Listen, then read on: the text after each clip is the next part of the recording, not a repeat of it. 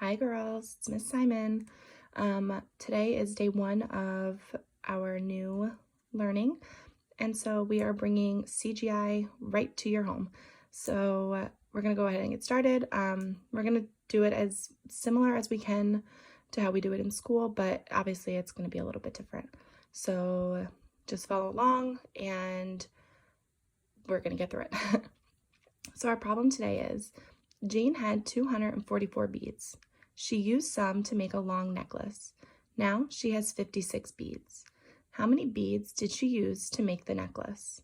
So the first thing I want to think here is, what strategy can I use to solve this problem? I want you to think to yourself, what strategy have you learned in school that will help you solve a problem like this? I'm going to use cubes to start because I'm solving a word problem. So I'm going to read it again. Jane had 244 beads. She used some to make a long necklace. Now she has 56 beads. How many beads did she use to make the necklace? So the C stands for circling the important information. 244 beads. Now she has 56. You underline the question. How many beads did she use to make the necklace? B, box the words, the keywords. Used some. Now. E, I'm going to evaluate. So now I'm going to think to myself, what kind of problem am I using? So I'm actually going to draw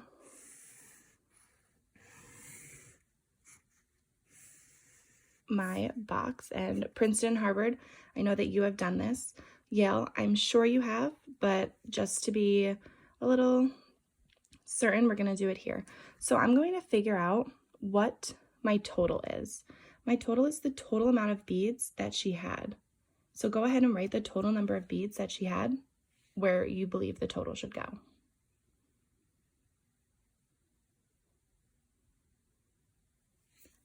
The total number of beads should go up at the top because it's the total, the whole amount. Now I know that she used some of them, and now she has 56 beads left. So these boxes, one is going to have 56 and one is going to have a question mark. Go ahead and fill them in. It does not matter where you put those.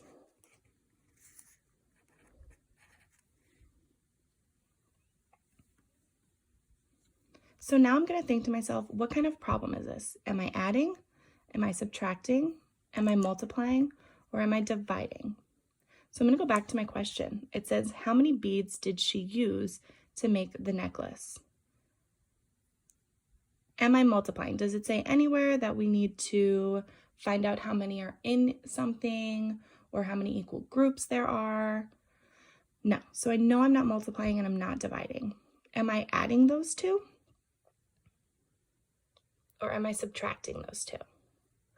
I want you to go ahead and pause this video and show me 2 ways to solve this problem. And when you come back, we'll go over the answers together, kind of, not really. I'll show you how I solved it, and I want you to check and see if your answers match up. So go ahead and pause the video and go ahead and solve it.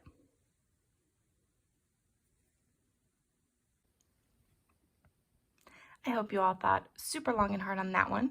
So now I'm going to go ahead and show you the 2 ways I solved this problem. So I, based on looking at this, knew right away it was a subtraction problem. If it was addition, there would be 2 numbers down here and we would be looking for the total. But since we already have the total, I know that we're subtracting. So the first way, and the most common way to solve it, would just be to straight up subtract it. Can I take 6 away from 4? No. So I have to take a 10 away from the tens place, making it a 3, and put it in the ones place. So now I can do 14 minus 6, which I know is 8. Then can I take 5 away from 3? I cannot. So I go over to the hundreds, I borrow a 100, I add it to my tens place. 13 minus 5 is 8, and 1 minus 0 is 1.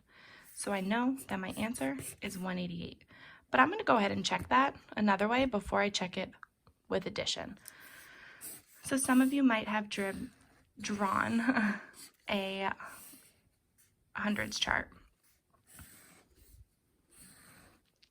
So I would label hundreds, tens, and ones. I know that in my hundreds place is the 2, my tens place is the 4, and my ones place is the 4. So I'm going to go ahead and draw my 2, my 4, and my 4.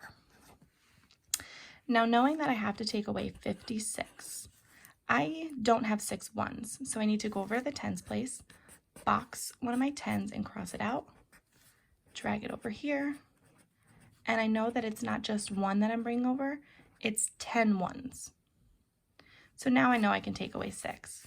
Now I don't have enough tens to take away 5, so I need to go over to my hundreds, box my 100, drag it over, and again, I need 10 tens because 10 tens gives me 100. So now I know I can subtract. So I'm going to take away 6 from my ones place, which leaves me with 1, 2, 3, 4, 5, 6, 7, 8.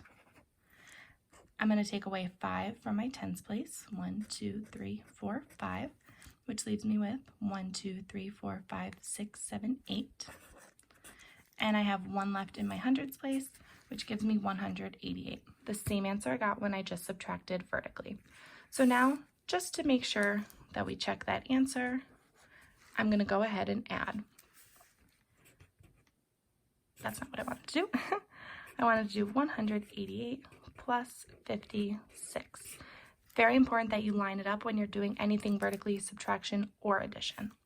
8 plus 6 is 14. 8 plus 5 is 13. Plus 1 is 14. 1 plus 1 is 2. 244 checks out, so I know that my answer is correct. I hope all of you ladies had that answer and showed 2 ways, and I'm curious to see if anyone showed it a different way. So if you showed it a different way, take a picture and upload it onto Dojo in a message to either me or Miss Paige so we can see. Thank you for having CGI at home today. See you tomorrow, technically.